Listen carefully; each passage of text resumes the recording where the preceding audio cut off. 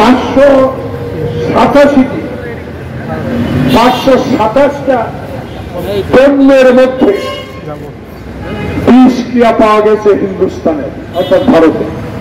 ইউরোপিয়ানে সেটা নিষিদ্ধ করে।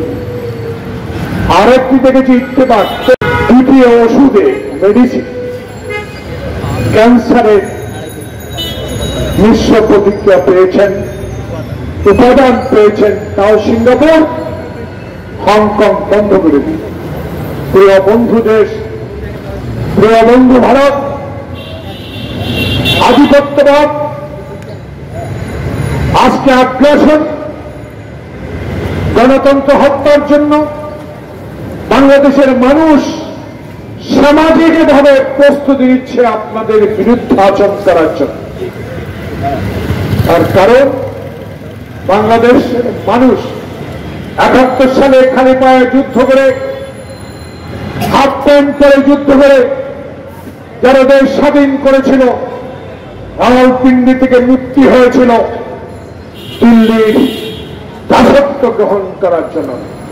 সেই কারণে আজকে আমরা জানতে চাই, বলতে চাই, একটু আগেও সংবাদপত্র টেলিভিশনে খবর আসলো সীমান্তে আজকেও একজনকে গুলি করে হত্যা করা হয়েছে। তাই আজকের গণতন্ত্র পার্টির, গণতন্ত্র ফোরামের এই সাইনবোর্ড দেখেন, আমাদের দাবি যদি বন্ধ হয়, যদি আমাদের প্রিয় ব্যক্তি হয়, যদি আমাদের পরিবেশ পার্শ্ববর্তী দেশের প্রতিবেশী বন্ধু হয়ে থাকো, সীমান্তে হর গুলি কেন?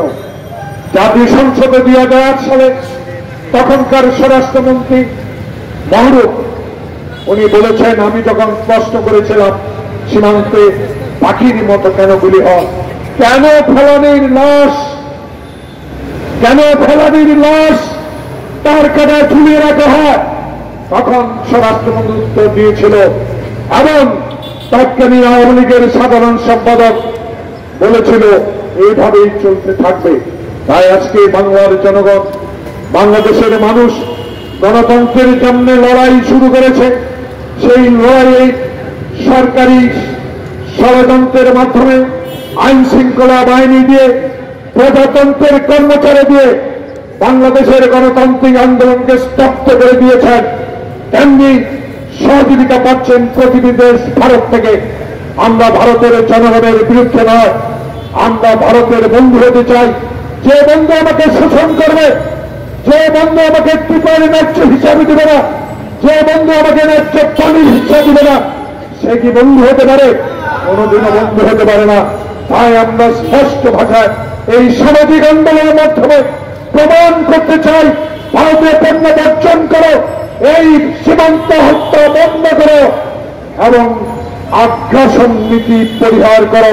বাংলাদেশের রাজনীতির হস্তক্ষেপ, নগ্ন হস্তক্ষেপ আপনাকে বন্ধ করতে হবে, কারণ আপনার দেশে গণতন্ত্র থাকবে আর আমার